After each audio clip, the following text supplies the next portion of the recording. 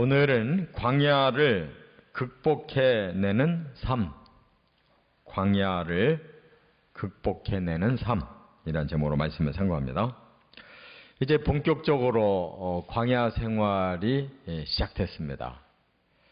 이제 홍해를 넘어서서 안전지대로 들어왔는데, 그러나 안전하다고 해서 문제가 없는 게 아니죠.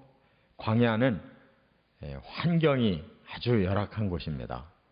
그래서 나무도 잘 자라질 않고 또 점점 사막이 되어가고 있는 지역이기 때문에 물이 잘 나질 않는 곳이고, 그러니까 얼마나 살기가 힘들겠어요. 그러니까 먹을 양식도 나질 않고 물도 잘 없고, 바로 그 문제에 부딪히게 됩니다. 뿐만 아니라 이제 가나안 땅으로 가기 위해서는 다른 나라, 다른 민족들이 살고 있는 지역을 지나가야 되는 거예요. 근데 그들이 살고 있는 영역으로 들어오면 가만 놔둡니까? 그래서 이제 제일 먼저 전쟁이 일어나는 것이 바로 아말렉 사람들이 사는 지역을 지나가다가 그들이 나와서 전쟁이 일어나죠. 그러니까 먹을 양식, 전쟁 이런 게 이제 계속 벌어지는 거예요. 그거 어떻게 삽니까? 그러나 다 극복했어요. 하나님이 쓴물도 단물로 만들어 주시고, 또 양식이 없으니까 하나님 만나도 내려주시고, 또 만나는 식물성이었는지 계속 고기가 먹고 싶다고 하니까 메추라기를 바람을 통해서 다 몰아주셔가지고 메추라기 그거 또 먹고 살게 하고, 아말렉 전쟁에서 이스라엘 군대는 오합지졸이잖아요. 그러나 모세와 아론과 훌이 기도하고 있는 동안 손을 들고 계속 이기게 해주시고, 기적 같은 삶이 계속 이어져요.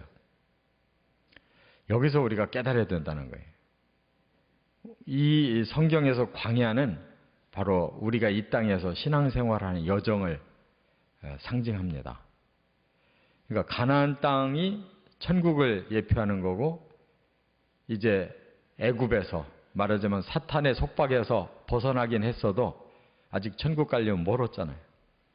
이 땅에서 우리가 하나님 향해서 가는 이 과정, 이게 광야 생활과 똑같다는 거예요. 어떻게 극복해내느냐, 세 가지를 여기서 깨닫게 해주셨어요. 첫째, 22절부터 24절까지 보면 고난을 각오해야 한다. 광야로 들어서 놓고 이 사람들이 불평이 쏟아져 나오는 게 왜 그래요? 광야라는 사실을 생각을 못하고 있어요. 지금 엄연히 풀이 나지 않고 숲이 없고 물도 잘 없고 사막이 돼가고 있는 곳을 지나가야 된다는 거 뻔히 알면서도 여전히 이 과거에 그대로 마음들이 붙잡혀 있어요. 이게 문제죠. 그렇기 때문에 이제 사흘 동안 물 못 먹고 막 기갈이 생기니까 불평, 그 다음에 모세에게 원망하는 겁니다. 모세가 신도 아닌데 물이 없는 곳에서 어떻게 하라는 겁니까? 그러니까 이거는 극복을 해야 되는 거지, 이거를 불평하고 원망하고 남에게 책임 전가한다고 해결되는 게 아니에요. 광야에서는 이걸 각오를 해야 되고 이기려고 노력을 하고 있는 게 중요한 거예요.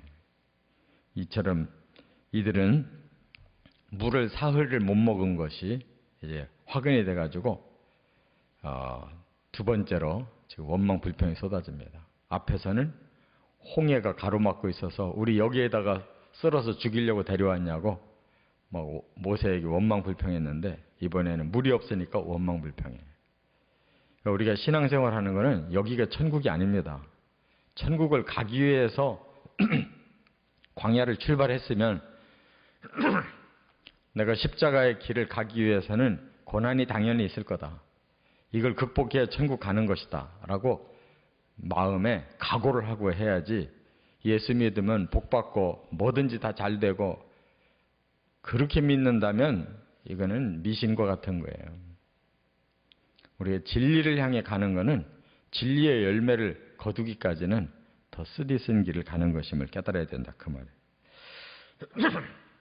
그래서 마라라고 하는 곳에 이르렀더니 물은 있는데 그 물이 못 먹는 물이에요. 그러니까 더 사람들이 흥분하는 거죠. 물은 있는데 못 먹으니까. 그 마라라는 뜻이 쓰다는 뜻이에요. 그러니까 우리의 인생길이 갈수록 씁니다. 갈수록 편안한 사람이 없잖아요. 갈수록 늙고 갈수록 아프고 생각지 못한 일들이 계속 터지고, 그러니까 우리 인생들이 갈수록 자꾸 시들어가는 거 아니에요? 몸도 마음도 삶도 계속 힘들어서 전부 살아갈수록 꼬부라져요. 근데 그거 당연하게 여겨야 됩니다. 그래서 우리의 인내가 필요하다는 사실 깨달아야 될 줄 믿습니다. 두 번째가 이제 25절 상반절에 보면 기도해야 한다는 거예요. 그래도 모세는 좀 백성들과 달라요.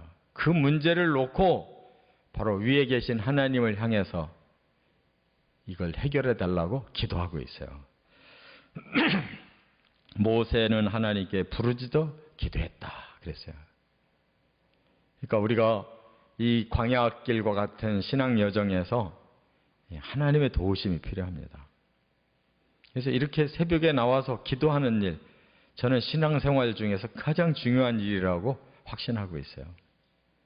그래서 저는 가장 이 새벽에 진짜 말씀을 진지하게 계속 창세기부터 계시록까지 나누고 있고, 우리가 끊임없이 기도할 수 있는 이 시간처럼 귀한 시간이 없어요. 기도하면 하나님이 살아계시고 하나님 우리를 사랑하시는데 그냥 가만히 계시는 법은 없어요. 어떻게 해서라도 하나님이 도와주시고 우리에게 응답 주시는 줄 믿습니다. 그게 바로 하나님이 가르쳐 주신 한 나무라고 그랬어요. 우리는 모르는데 하나님은 알고 계셔요. 왜? 위에서 내려다보니까. 우리도 그렇잖아요. 높은 곳에서 내려다보면 밑에 움직임을 느낄 수가 있잖아요. 어떻게 하면 되는구나 하는 거 알잖아요. 밑에서는 모르는데 위에서는 내려다보면 알아요. 그러니까 우리는 위에 계신 하나님께 도움을 청하면 하나님이 다 내려다보시고 우리의 상황을 일러주시면 되는 거예요. 바로 옆에 나무가 있었어도 모르는 사람은 아무 소용없어요. 하나님께 기도하고 하나님 가르쳐 주시는 사람은 바로 알아듣고 해결이 되는 거예요. 이게 기도고 이게 신앙생활이에요. 그래서 그 나무가 뭔지는 구체적인 몰라도 그 나무를 거기다 집어넣었더니 물이 변하더라는 거예요. 지금도 이 세상에 비밀이 너무나 많습니다. 신약이 계속 개발되잖아요. 그게 본래 없었던 게 아니에요. 다 있었던 건데 우리가 발견을 못하고 그것을 발견하는 사람이 새로운 세계를 만들어내고 있는 거예요. 그러니까 하나님 이 세상 창조하셨는데 다 하나님이 다 마련해 놓으셨어요. 우리가 모르고 있는 거예요. 하나님께 기도하고 하나님의 도우심을 통해서 해결해 나가는 것이 비결인 줄 믿습니다.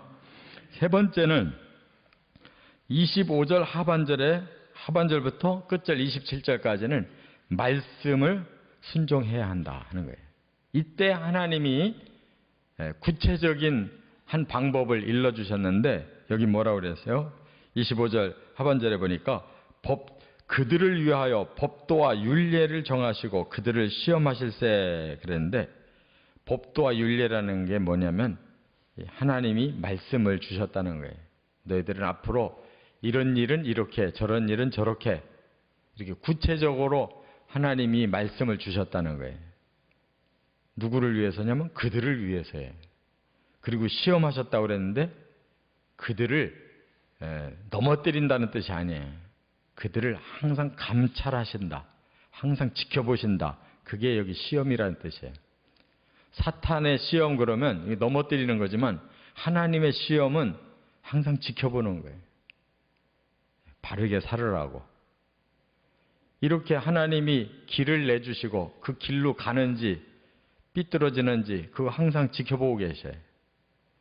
바로 하나님의 시선에서 벗어나지 않도록 하나님이 주신 길대로만 가면 하나님 책임져 주신다는 거예요. 그래서 뭐라고 그랬어요? 너희들이 내 말에 순종하고 의를 행하고 귀를 기울이고 지키면, 그 다음에 애굽 사람에게 내린 모든 질병 중 하나도 너희에게 내리지 아니하리니 나는 너희를 치료하는 여호와임이니라. 치료하면 그때그때마다 해결해 주면 되지 않냐. 여기 라파라고 그래요. 치료. 여호와 라파. 치료하시는 하나님. 우리는 하나님의 말씀대로 가기만 하면 문제가 생길 때 하나님이 해결해 주신다. 그러면 되는 것입니다. 문제가 하나도 없는 게 아니에요. 광야는 계속 문제가 생겨요. 그때마다 하나님 해결해 주시면 돼요. 근데 누구에게 해결해 주시냐? 하나님 말씀대로 가려고 하는 사람에게 해결해 주지, 엉뚱한 대로 자기 멋대로 가서 문제를 일으키는 것을 해결한다는 뜻이 아니에요. 우리가 해야 될 일은 오직 하나님이 천국까지 가도록 정해놓으신 그 길로만 꾸준히 가면 그때그때 문제는 하나님이 치료하고 해결하신다. 앞에 물을 해결하셨잖아요. 한 나무를 가르쳐 주셔 던지니까 물이 치료됐잖아요. 그런 하나님이 우리의 몸과 마음과 우리 영혼을 치료하지 않겠냐 하는 거예요. 이렇게 순종하는 것이 가장 중요합니다. 그랬더니 바로 뒤에 그 다음 도착한 곳이 엘림이라는 곳이었어요. 그들이 엘림이 있을 줄 몰랐잖아요. 근데 가서 보니까 거기가 오아시스예요.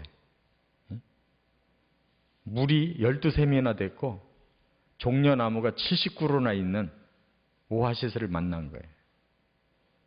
하나님 말씀대로 가면 그 다음에 하나님 예비해 놓으신 좋은 곳이 있는 거예요. 전능하신 하나님의 말씀 앞에 우리는 오직 순종을 최선을 다해 해가면서 살아가시기를 주의 이름으로 축원합니다.